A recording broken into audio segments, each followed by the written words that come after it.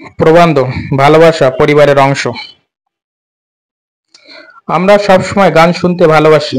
সময় থাক আর না থাক তবুও গান শুনি। নিজে অডিও না চালালেও দু চার লাইন গান শুনতে পাই।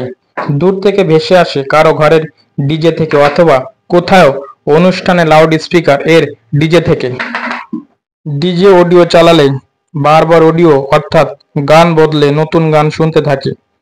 ভালো গান ছেড়ে আরো ভালো গানের দিকে এগোতে থাকি। এইভাবে সিঙ্গারের গানও বদলাতে থাকি।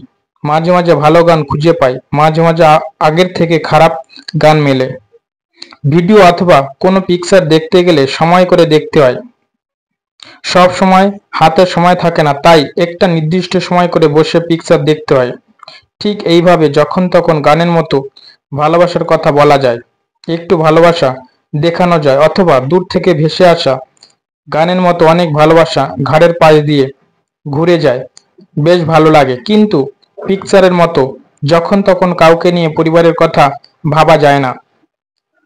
কার জন্য সময় করে বসতে হয়, খুঁটে খুঁটে দেখতে হয়, যখন তখন হ্যাঁ করা যায় না। আর পিকচার দেখার সময়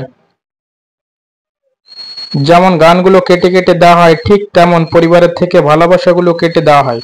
কারণ ভালোবাসা পরিবারের অংশ, আলাদাভাবে না দেখালেও হয়। মাখন তো দুধেই থাকে, সবসময় মাখন দুধ থেকে বের করা যায় না। পদ্ধতি অবলম্বন করতে হয়। পদ্ধতি অবলম্বন করে মাখন প্রস্তুত করলে অবশিষ্ট অংশ ঘোল পড়ে থাকে। কখনো ব্যবহার করা হয়, কখনো নষ্ট হয়।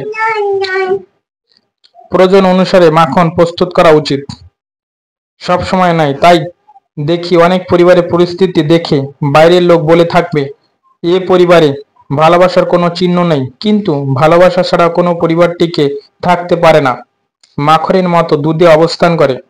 ভালোবাসা পরিবারের অংশ, তবে কিছু কিছু ভালোবাসা পরিবারের অংশ না হতেও পারে।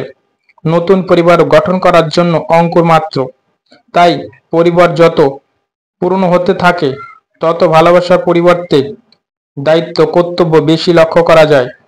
ভালোবাসা তো দায়িত্ব কর্তব্যের রূপ নেয়, যা বলা যায় অনেকটা গভীরভাবে পরিবারের মাখনের মতো মিশে থাকে।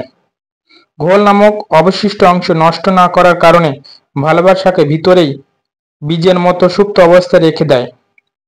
অবশেষে বলা যায় ভালোবাসা পরিবারের অংশ। এটা সবসময় রাস্তাঘাটে হাটে বাজারে দেখানোর প্রোডাক্ট নয়। প্রকৃত ভালোবাসা চোখে ফুটে ওঠে, যদিও বর্তমানে চোখের ভাষা পড়ার সময় নেই, অথবা কেউ বোঝে না।